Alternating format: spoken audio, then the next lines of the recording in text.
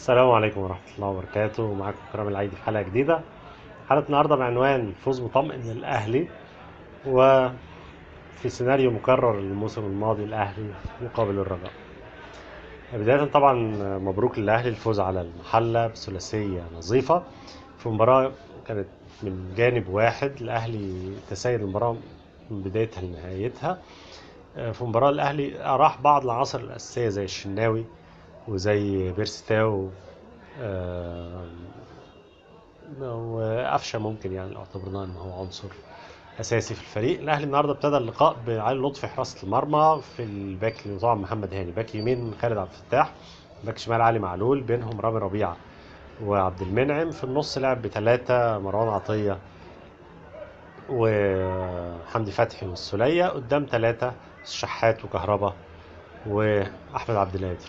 المباراه طبعا زي ما قلنا الاهلي بدا ضاغط، وطول يعني بدا ضاغط في الماتش وضاع اكتر من فرصه. يمكن كان في اخطرهم ضربه راس من حمدي فتحي اللي جت في العارضه وفي ايد احمد ميهوب وطلعت بره، وقذيفه من حمدي فتحي. يمكن حمدي اكتفى بالفرجه، احمد ميهوب عدى فوق المقص على طول. وبرده قذيفه تانية من مناطيه سيء الحظ اللي حفت في العارضه. آم، آم، فرص كتيرة جدا كانت خطيرة للأهلي إلى لغاية الدقيقة 42 لما قدر من فاول لعب الكرة كروس، لعب أو فاول لعبه علي معلول. فشل مصطفى العش في انه يشتتها، قلشت من رجله دخلت الجون. هدف يعني هو المفروض اون جول يعني، بس انا اتمنى يتحسب لعلي معلول باعتبار ان الكرة كانت في مسارها، يعني هو ما غيرش مسارها مصطفى العش. الشوط الثاني طبعا برضو استمر هجوم الاهلي لغايه لما قدر يحرز، او قدر حسين شحات يلعب كروس تاني جت في ايد مصطفى العش اللي كان حظه سيء يمكن النهارده. ضربه جزاء تقدم لها معلول وحطها جون، وفي الوقت الضايع محمد شريف اللي نزل في الشوط الثاني احرز الهدف الثالث.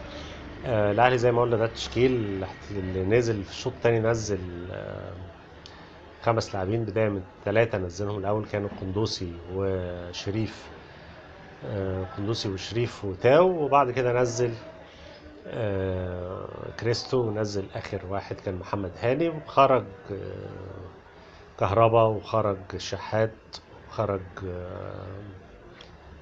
كهربا والشحات والسولية وخالد عبد الفتاح ومحمد احمد عبد القادر. التغييرات الخمسة. المباراة زي ما قلنا كانت وان سايد جيم، الاهلي تسيدها تماما والحمد لله قدر يعدي، يعني زي ما قلنا انه وصل ل 47 نقطة في المركز الأول، وابتعد أكتر عن منافسيه اللي هو أقرب واحد فيهم فيوتشر اللي في المركز الثاني ب 42 نقطة، والأهلي لعب مباراتين أقل، وبعده بيراميدز اللي لعب ثلاث مباريات أكتر من الأهلي، والأهلي فارق عنه 7 نقط، عنده 40 نقطة. في الناحية التانية الزمالك زي ما احنا عارفين طبعا اتهزم امبارح من المصري بالثلاثية، هزيمة 3-2. هزيمة أدت لأن مرتضى منصور يطرد الجهاز الفني زي ما هو قال، الجهاز الفني والإداري. كان المفروض النهارده أول ماتش يعني اتلعب كان تحت أعين هايكو هيرليش المدرب الجديد، اللي كان المفروض النهارده بيتفقوا معاه خلاص إنه بيمضي العقد. ورغم ان يمكن الناس كلهم قالوا ان هو خلاص هيستلم يعني، واخرهم يمكن كان كريم حسن شحاته في فيديو طلع قال ان يحسب لاداره الزمالك ان هم نجحوا في انه يمضوا معاه سنه واربع شهور، والاربع شهور دي هتبقى فتره اختبار، يعني لو ما حققش نتائج كويسه والنتائج ما اتحسنتش في الدوري او في البطوله العربيه بعد كده، فممكن يمشوه من غير ما يدفعوا له شرط جزائي، وقال لك دي تحسب ليهم. طبعا النهارده عرفت انه الاتفاق فشل لاختلاف في الشرط الجزائي ده، عشان نعرف ان تقريبا كل اليوتيوبر الزملكاويه بيشتغلوا لصالح الزمالك تحديدا يعني. فالنهارده احنا عرفنا ان الزمالك كان عايز يتكلم في شهرين او ثلاث شهور شرط جزائي، وهيرلش رفض لانه كان طالب ان يبقى ياخد باقي عقده شهر جزائي، يعني بمعنى ان هو لو كان زي ما كان حسن شحاته بيقول لك الاربع شهور ويمشي، فالاربع شهور لو مشوه ياخد السنه اللي بعدها كلها. فشلت طبعا المفاوضات، وكان رغم انه كانوا حتى يعني يمكن امبارح او اول امبارح قال لك ان الجهاز الفني اعلنوا الجهاز الفني، وكان قالوا ان هيبقى معاه مدير كوره عبد الواحد السيد، وكان حسين ياسر محمدي كمدرب. كان في حد مدرب مش فاكر مين، وكان حسين ياسر محمدي مدرب عام، مدرب مساعد ولا ايه. وكان محمد عبد المنصف مدرب حراس مرمى. النهارده بعد الفشل الاتفاق مع هيرلش، قال لك ان اللي هيدير حاليا مدرب مصري لغايه لما يجيب طقم مصري، يعني لغايه لما يجي الجهاز الفني. وقال لك ان هيبقى مدير الكوره فعلا عبد الواحد السيد زي ما قالوا، وهيبقى مدحت عبد الهادي مدرب وعبد المنصف مدرب حراس مرمى. طبعا حسين ياسر اتطرد مع اللي اتطردوا بعد مباراه امبارح. ده بالنسبه للدوري المصري. على الناحيه الثانيه بقى نقول ان النهارده كانت قرعه بطوله افريقيا، وللمصادفه يعني مصادفات الاتحاد الافريقي ما شاء الله كتيره، يعني زي ما كان في مصادفه ان الاهلي 3 سنين ورا بعض بيقع مع او سنتين ورا بعض بيقع مع صن داونز في المجموعه، وقبلها كان 3 سنين ورا بعض بيقع مع صن داونز في دور الثمانيه، وبرضه السنتين ورا بعض المجموعه فيها الاهلي وصن داونز والهلال، باختلاف بس السنه اللي فاتت كان المريخ والسنه دي كان القطن.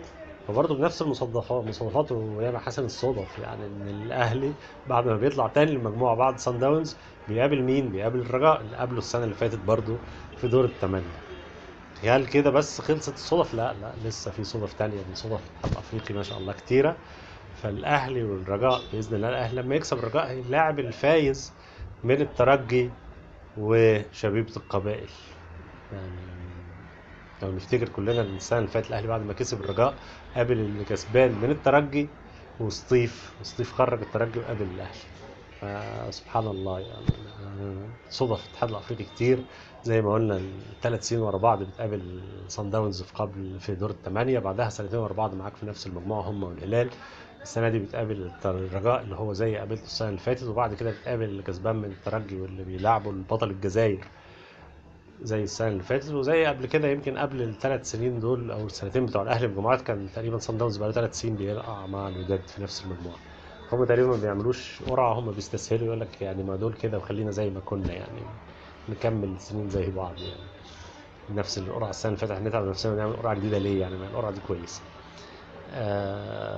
عموما كده كده مش فارقه بالنسبه لنا احنا هنقابل مين، سواء كنت هتقابل الوداد او الرجاء او الترجي، مش فارقه. يمكن انا على المستوى الشخصي يعني كنت اتمنى، يعني او مش اتمنى، هو كده كده مش فارقه قلنا هنتقابل مين، بس كان الاسهل فيهم اسهل فريق كان الترجي بيمر بظروف صعبه جدا، فريق مستواه سيء جدا، وحتى ان هم في مشاكل عندهم ان هم موقوفين من القيد فما عرفوش يجيبوا لعيبه. حاجه كده يعني، في مشاكل كتير جدا في الترجي. لكن ان شاء الله برضو البطل، انت عشان تكسب لازم تكسب كل الفرق، سواء هتقابل الترجي هتقابل الوداد هتقابل الرجاء هتقابل صن داونز هتقابل اي حد، لازم تكسبهم كلهم لغايه لما تفوز بالبطوله. وان شاء الله الاهلي قادر على كده، وان شاء الله الاهلي يقدر باذن الله انه ياخد البطوله، وتكون البطوله ال11 باذن الله في تاريخ الاهلي ان شاء الله. اعتقد ده اهم كان في الفيديو. لو عجبكم الفيديو ما تنساش لايك وشير وسبسكرايب. السلام عليكم ورحمه الله وبركاته.